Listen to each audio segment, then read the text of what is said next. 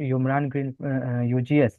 So first of all, I would like to apologize myself that yesterday we can't have our culture program due to some reason, and I really appreciate that you took out your time and to be a part of this culture program. So this is our a small initiative, so we can teach you more about Japanese culture and tradition. So first of all, we would like to begin our culture program with a little conversation, so you can have a feel how Japanese actually sound. So in this conversation will be Umran-san, Shagupta-san, and Mariam-san. Hi, please go ahead. Umran-san, dozo. こんにちは。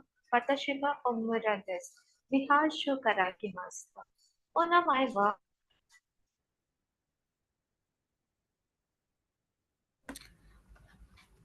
Konnichiwa Umra-san, watashi wa Shagufta desu. Jharkhand su Karaki mashita.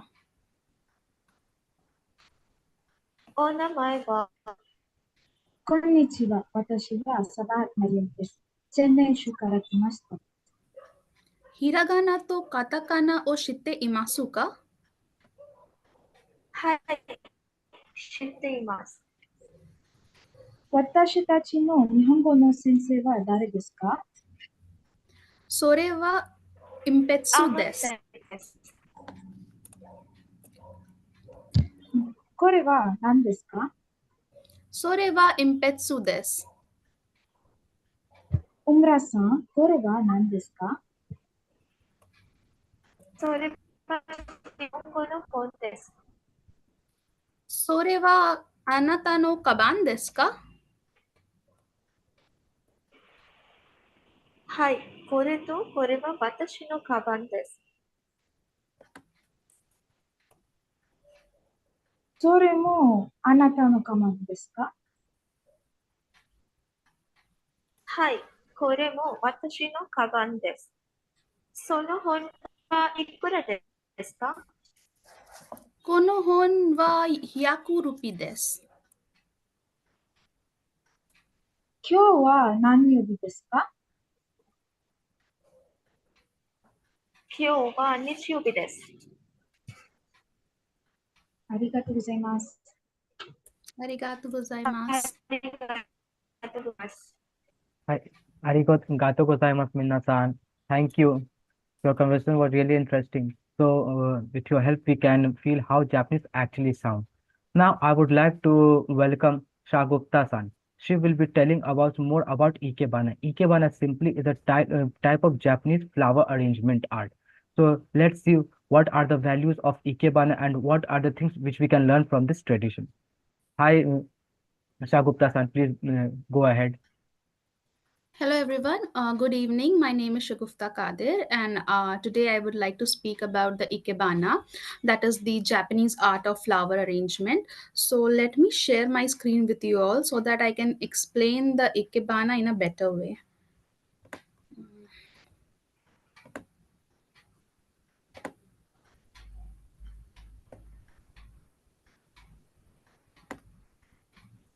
Just a minute.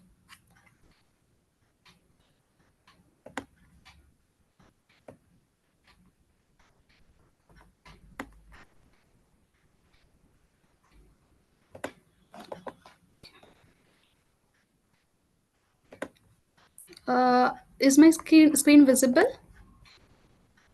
Sorry, Shagupta-san, not yet. Okay.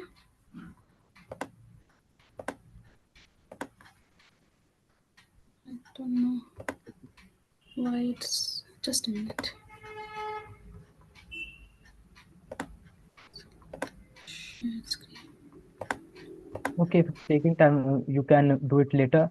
So Is we it can. visible now? Okay, please go ahead. Hi, it's visible to us, Mayam and Sagupta, Okay. sorry. Hi. Please. Okay. All right. So as I said, Ikebana is the Japanese art form of flower arrangements with stems, blossoms, leaves, and branches. Ikebana, the literal translation of Ikebana is living flowers, and its alternate name is Kado, which means way of flowers. So now let me explain the purpose of ikebana to you all. So ikebana basically focus on drawing out the natural beauty of flowers and other living things. It captures on emotions and movement. So what ikebana, like we can relate ikebana to our human life. It is where it, like we can like how we capture our emotions and movements. So Japanese people capture their emotions and movement through their actions and all those stuff through this art form which is called ikebana. Now it is also the living flowers which represent strength, delicacy and ephemerality through the way they are placed. uh, Next is the styles of arrangement. So we have two styles of arrangement in ikebana. The first one is heika and the second one is moribana. So in heika we have rik, that is standing flowers, shoka, that is living flowers, and seika, which are the flung flowers. And in moribana, all the flowers or stems and leaves, they all are piled up in suiban. Suiban is nothing but it's a dish like container in which we place our flowers and arrange them accordingly. So that is moribana. Now we have ikebana principle. So we have six principles for the ikebana style of floral arrangements. The first one is simplicity is key.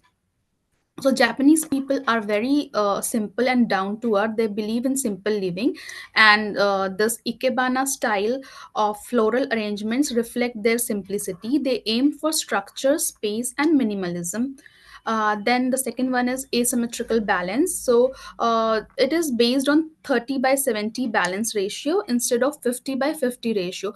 So we can relate this to our life also. Like not everyone's, not all of us, like every each one of us lacks some in something or the other. Not all of us are like 100% perfect. So the asymmetrical balance reflects that imperfection is also beautiful. Imperfection can also be beautiful.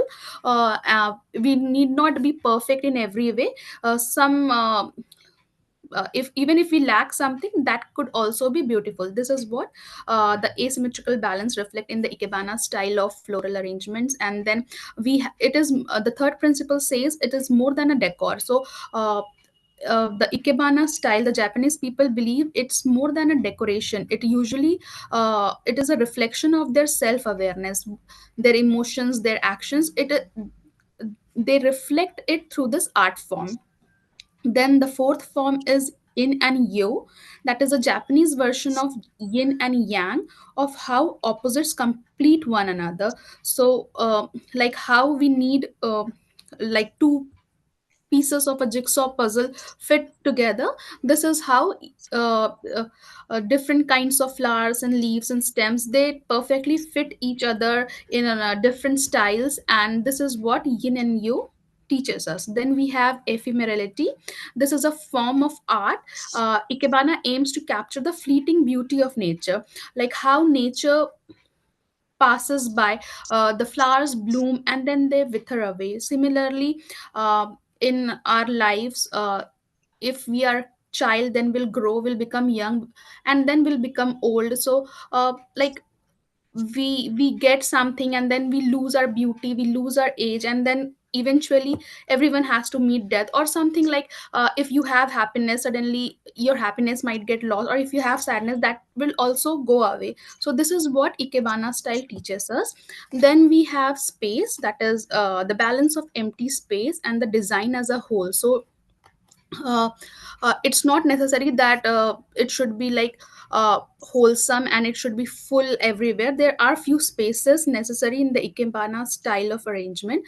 Similarly, like how we have some spaces in our life that are empty, some vacuum, we all have some vacuum in our lives, in empty spaces that are not filled. Still life is beautiful, and ikebana reflects the same thing. So, through this art form, Japanese people connect through life and they reflect their different emotions through ikebana. And now, lastly, I would like to conclude saying that Ikebana can be practiced by anybody and everybody. We all can practice Ikebana. We all can have these beautiful floral arrangements in our homes. And traditionally, like in earlier days, traditionally it was left for altars, but now it is commonly found in tokonoma, and alcove. Thank you. अब ये sheet फिर टूट जाए सारी आराम से पकड़ के जगह इधर घुमा दे Anya Malik, please, I would request you to please switch off your mic. Mic is on. So thank you so much, Sagupta-san, for your wonderful presentation.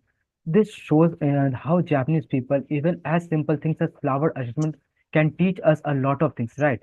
So Japanese people really learn to appreciate the fleeting nature of things. There is a very famous proverbs in Japanese, which a concept which dominates the Japanese psychology. It's called mono no aware, right?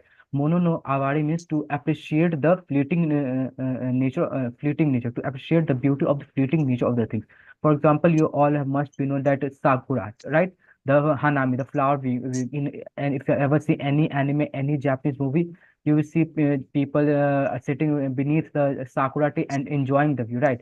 So there's a very deep meaning associated with it. It tells us that how you know that any leaves, any flower bloom for few days and then it shed. So same is the human life. Okay, that our days are limited in this world. So we need to enjoy every moment of it. So a very famous proverb in Japanese is Hana wa sakura and Hito wa bushido, means in flower the best is the sakura flowers, and human the best is the samurai, because as you know samurai earlier days used to go in battles, correct? So they were not knowing whether they will return or return from the battle or not. So they used to live their life to the fullest. So that's a very famous proverb. Thank you. Now let's move ahead with our next presentation. It is on haiku, which will be presented by Mariam San. So haiku is the world shortest type of poetry, but it has such profound beauty in it, which will Mariam San will tell us. Hi Mariam San, please go ahead with your presentation. Hello everyone, my name is Sabahat Mariam from the Japanese department. Today I'll be talking about haiku. Let me share my screen.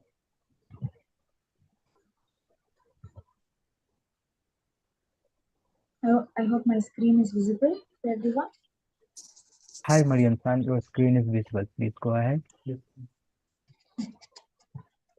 So, like I said, my topic is on haiku. Haiku is the traditional form of Japanese poetry, and as Aman Sensei said, it's the world's shortest form of poetry. Uh, According to the historians, haiku was first seen emerging in the Japanese text during the 17th century, and the actual word haiku was coined for it during the 19th century. So, moving on, so we can see that the Japanese books that were first ever collected were stories of legends and poems. And the very famous types of poems that they had was haiku. Here, I would like to say how the word haiku was formed. It is formed from two words, haikai and hoku. Haikai is a form of renga, which is a linked verse poem. Anybody who is into watching Korean variety shows will know that they also have a similar form called sijo, where they have linked verses. They form a poem through a linked verse. And then hoku is the initial stanza of the renga. Hoku basically sets the tone of how the poem is going to be. So it sets the tone of how the poet is going to present his or her emotions. And then haiku is also a very short poem of 3 lines. And then this is one of the famous poems from a very famous and renowned poet Matsu Basho. Uh, this particular poem is titled as The Old Pond or The Ancient Pond, and it reads in Japanese as Furoike ya kawazu tori komo mizu no oto. And the literal translation for it is the old pond, a frog jumps in, sound of water. So here the old pond depicts the winter season, and it basically talks about how the sounds of nature. And then we have this is how a haiku is basically written. The first and the last line of haiku consists of 5 syllables, and the middle line alone consists of 7 syllables. So on the whole, it is of 17 syllables. Next, I'd like to talk about the features of haiku. Haiku always contains an element of the season and a cutting word. A cutting word is basically hoku, which I said, the which sets the tone of the poem, and then haiku mainly emphasizes on the simplicity, intensity, and the directness of expression that the poet wants to convey their feelings in. And then this is also another poem from Master Bacho. It's titled as Cicada, and it reads as uh, Shizuke saya iwani shimuru semi no koe, and it means O tranquility, penetrating the very rock, a cicada's voice. Here, Master Bacho composes of, here he talks about the summer uh, season with its sounds and the living creatures and erupting rocks. Then, before I end my session, I'd like to pose like a small quiz. What are the type of things that haiku poems usually are written about? Can anyone answer for me?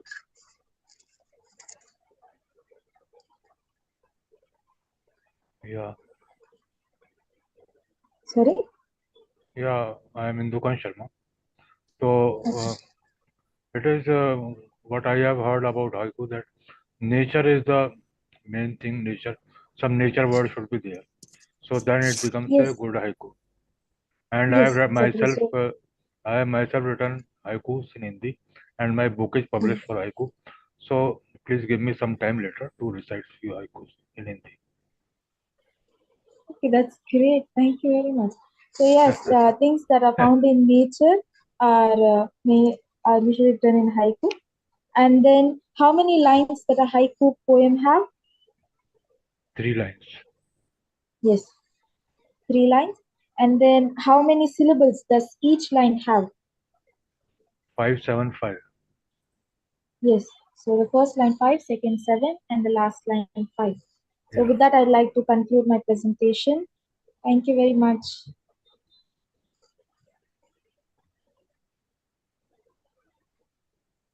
Okay. So thank you, Mariam San. It was really a great presentation. So it's true that you need such a mastery over language that in such a limited words, only in 17 syllables, you need to say such a depth things, correct? So this shows how ancient Japanese poet was such so great, correct? So now let's move ahead.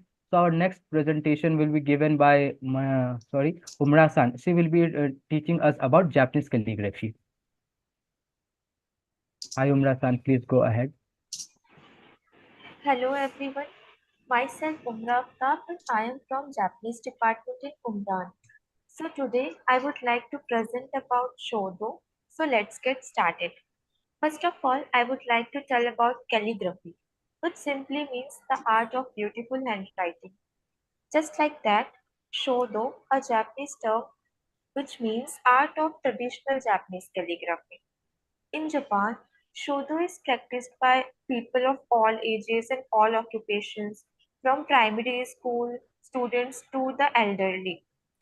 Japanese people use some art stuffs for making shodo, like shumi, which means ink stick, pune, which means brush, hanshi, which means special calligraphy paper, probably that is rice paper. It was considered an essential way to understand classical literature and as a way of developing mental discipline, like by movement of hand and writing the strokes of Japanese characters, that is kanjis and kanas, hirakana and katakana. Now, I will draw some shodo artwork. I hope you all will enjoy it. So let's get started.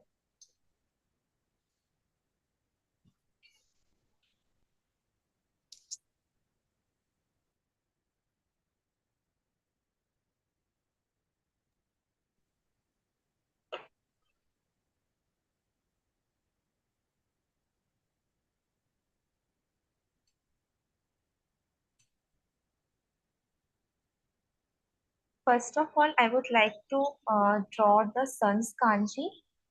Uh, it is constructed with four strokes.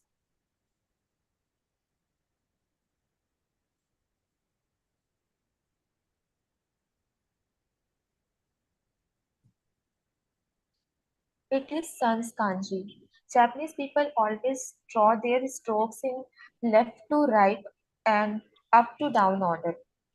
In hiragana, it is called as he and it is written as he, like that. Now I will draw a moon's kanji. Uh, it is also constructed with four strokes. Uh, in hiragana, it is called suki and it is written as su and ki.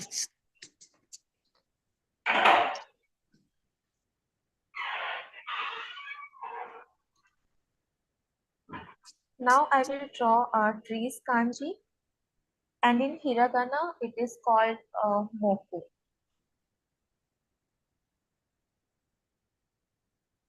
It is also constructed with four strokes as we can see.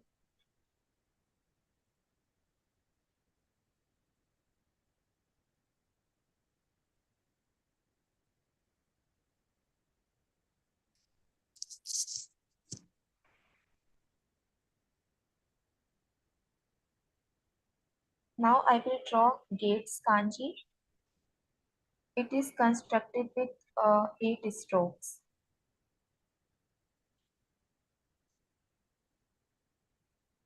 In hiragana it is called a mon and it is written as mon. Uh, so this is my shodo artwork.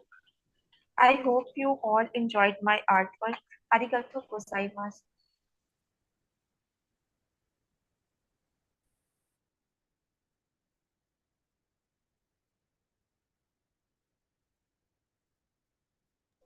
Sensei, you're on mute. So sorry.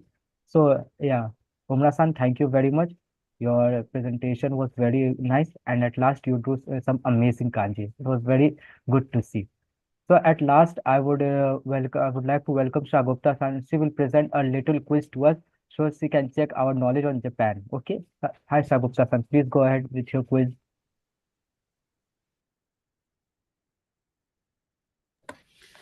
Thank you, Aman san. Let me start the quiz. I'll share my screen to get the quiz.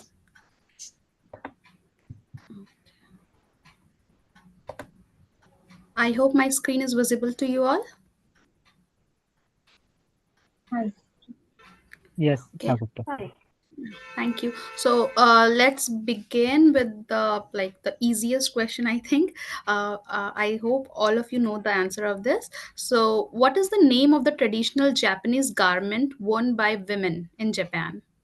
Is it kimono, yukata, haori, or obi? Anyone? Kimono. Kimono. Yeah, correct. So it is kimono.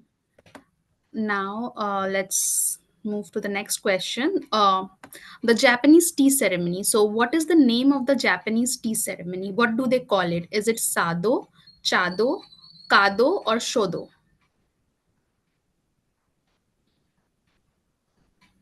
Sado. Okay. Anyone else?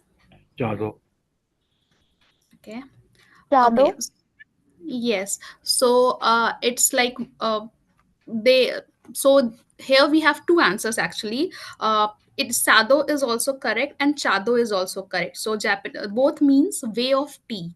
So like its literal translation is way of tea, and Japanese, like some Japanese people call it as sado and others call it as chado. So both are correct. Now, I hope you all remember this. What is the name of the Japanese art of flower arrangement? Is it origami, ikebana, Sumie or Ikebana. Ikebana. correct. Yeah. Okay. Now, what is the name of the Japanese martial art that uses bamboo swords and protective gear? Is it judo, kendo, karate, or aikido? I think it is judo. Yeah, also guess judo. Anyone else wants to try? Kendo. Kendo. Yes, correct. So it is kendo. Uh, in kendo, they use bamboo swords. In judo is like kind of wrestling without any swords or anything. But in kendo, they wear the protective gear, and their swords are made up of bamboo. Now, as we all know, Japan is made up of islands. It's an island country. So, like in general, they have many islands. But how many major islands does Japan have in total? Four, eight, six, or two? 8. Okay, and anyone else? 4. Okay. All right. So the correct answer is four. So the four major islands that constitute Japan are Hokkaido, Shikoku, Honshu, and Kyushu. These are the four major islands of Japan. Next, we have, like we all know, the capital city of Japan. But does anyone of you know what is known as the cultural capital of Japan? Is it Hiroshima, Osaka, Kyoto, or Fukuoka? It is The Osaka. cultural capital. Sorry? Osaka. Kyoto. Um, y- Kyoto. yes, correct. Kyoto is the cultural capital of Kyoto. Japan. Yes. Then, who is the present emperor of Japan? Hirohito, Akihito, Naruhito, or Michiko? Naruhito. Correct. Naruhito is the present emperor of Japan. Then we have Japan is like renowned for its incredible food. We all know they have some great varieties of food. But like they have a city which is nicknamed as the kitchen of Japan. So is it Osaka, Kobe, Fukuoka, or Nagasaki? I guess Kobe. Osaka. Anyone else? Osaka. Fukuoka. No, it's actually Osaka. Osaka is known as the kitchen of Japan. In earlier days, I believe there was some sort of food, like one city was not getting enough food, and Osaka was the one who was giving staples and rice and other stuffs to those cities where they were having some kind of famine, or and they were not having food. So from that time, it is known as the kitchen of Japan. Uh, this question, I hope people who are interested in traveling should know the answer. So, this is a very famous bamboo forest of Japan. So, can you identify it? Is it Aokigahara, Tadasu no Mori, Ogasawara, or Arashiyama? It is one of the famous tourist spots in Japan. Mm, Maybe it's located in Arashiyama. Yes, correct. Arashiyama. Like this bamboo forest name is Arashiyama, and I think it's located in Kyoto. I'm not sure, but yeah, I think it's located in Kyoto. Kyoto is the city, and Arashiyama is the name of this bamboo forest. Okay, okay. The last question. So, what is known as sakura in Japanese language? Is it flowers, cherry blossom, river, or rain? Cherry blossom. It's shown in the picture. It's cherry blossom. Yeah, this is the easiest one. Yeah, correct. Sakura means cherry blossom in Japan. So that's it. Thank you for like getting indulged in this quiz and answering. Thank you so much. I hope you all liked it. Yeah, this was great. Okay, thank you so much, Sagupta-san, for a wonderful quiz. We really enjoyed it a lot.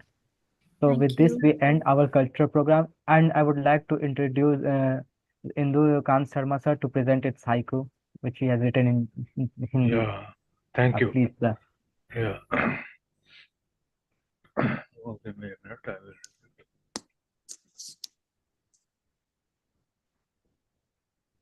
will. One second. So my name of my book is Chand Sitare Raat. That is haiku, and there are 333 haikus. Recently, this book is published, but not yet released. So I will read out a few haikus from this. Okay. Okay.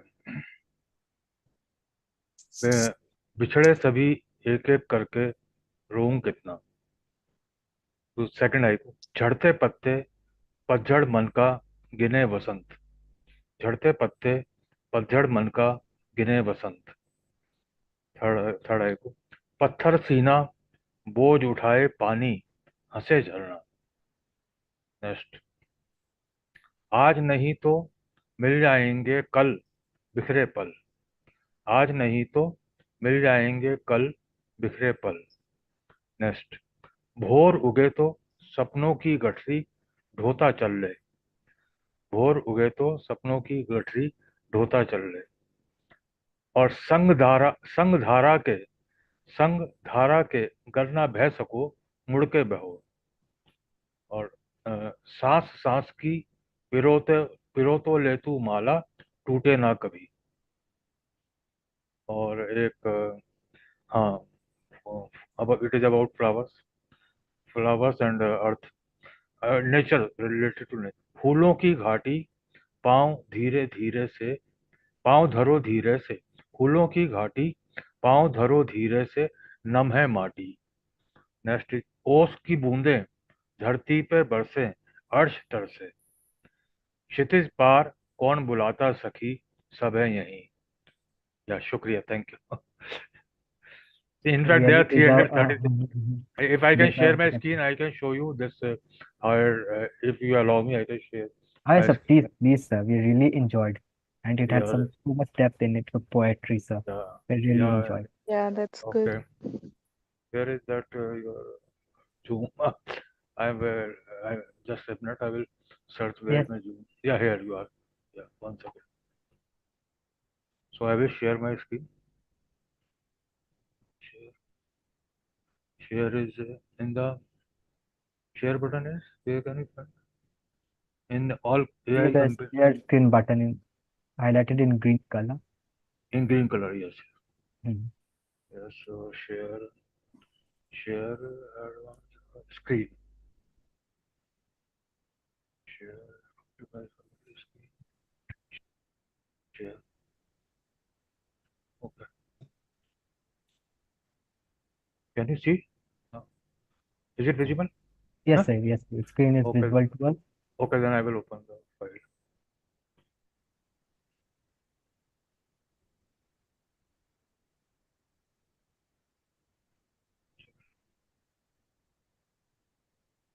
Yeah. So this is, you can see Chansitara Raat. How to maximize it. See, this is Chansitara Raat, and then I'm not having the cover page here, but I will show you how I have divided it into 3 parts.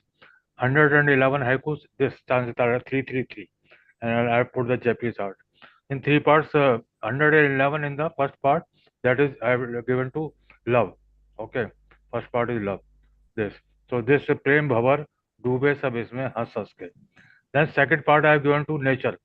On each page there are 3 haikus, and on the second part after 111 haikus in each part, then second part is nature. 111, 9,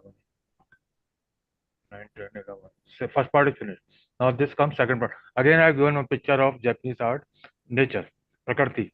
तिरते दीप लहरों पे नदी के bujna jaye. And I have given a specific this. Then third part, uh, again, so after this, third part is miscellaneous. Again, I have given some Excuse me, this. sir. I Yeah, just wanted to ask, so how do you count syllable in Hindi? Because in Japanese it's very simple to count the syllable. So what yeah. method do you So please I can I can teach us? show you. For example, this haiku you can see number triple one. एक Oh, नदी सा सीखो तुम बहना सदा सहना. So एक नदी का one एक is 1 2, then नदी is 1 2 again 4 and sa is 1. It is 5. सीखो तुम बहना. C is 1, खो is 1, तुम में 1 2 3, तुम में it is 2. 1 is 2 and 1 is मैं. Okay. 1 2 3 4 and behna. Beh is 1, hai is 1 and na is 1. So it is 7. Then sada rehna in the third line. So sa is 1, then da is 1, sa is 1, hai is 1, na is 1. Because sada means when you speak sada, sa is spoken 1 and da is spoken 1. Syllable is counted as spoken. Okay. So it is ek nadi sa सीखो तुम बहना सदा सहना. Another haiku number 110, धूप कजरी. धूप Kajri means धू 1, peh 1, keh 1, jeh 1 and re 1. It is 5. धीरे धीरे उतरी. धीरे धीरे उतरी means धी 1, re 1, धी 1, re 1. It is 4 and u 1, teh 1 and re 1. So 4 and 3 7 and gharagan. It is like this. So in fact really I interesting. don't know. I unfortunately I'm not finding the cover page. Book is in Delhi. I am somewhere. Book is already published, and after 2 3 months I will go to Delhi. I will get it released. But I like it very much, and I wrote in 2 3 months all these three. And one very good, very famous person of haiku in Hindi. He has written the preface for my book. His name is this Kamal. One second. He has written the preface for my book. Kamlesh Bhatt Kamal. He is one of the famous, and he has given the reference about haikus. Very good. I can read just 2 3 lines. See, he has written. He has given the reference of this about Professor haiku कविता के जापानी मूल की 575 and about 17 अक्षरीय तथा रविंद्र टैगोर के शब्दों में विश्व की सबसे संक्षिप्त छोटी according to Rabindranath Tagore it is the smallest form of the poetry. Okay. Then in India, Professor Satyabhushan Verma had done a lot of work in haiku. He lived from 1930 to 2005. Okay. Then again he has given one more name. Then he has given like this. So Professor Satyabhushan Verma, he has done a lot of. He has also mentioned Masu Vasho. आधुनिक haiku कविता का अधिष्ठा मासो वाशो 1644 to 1694. He's saying that Master Vasho says जिसने whoever written 3 से 5 haiku लिख लिए वह haiku कवि है और जिसने 5 से 10 हाइकू लिख लिए वह महान कवि है.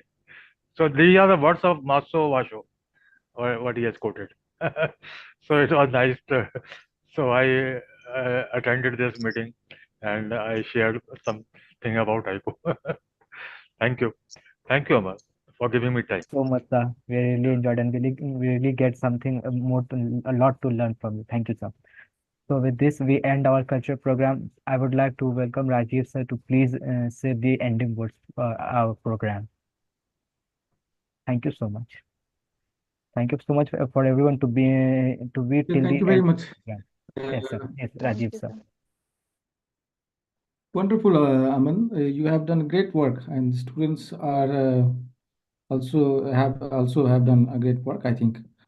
So, I mean, doing great. I'm quite impressed, and I think you should continue. What this is my suggestion, and improve yourself. Like you have a great potential, uh, as I see. So this is what I want to say. And students, I mean, you are also very talented and can learn the language and do great things in your life, in your career. Yeah, so Thank this is you, what I sir. wanted to say. How are And you, sir?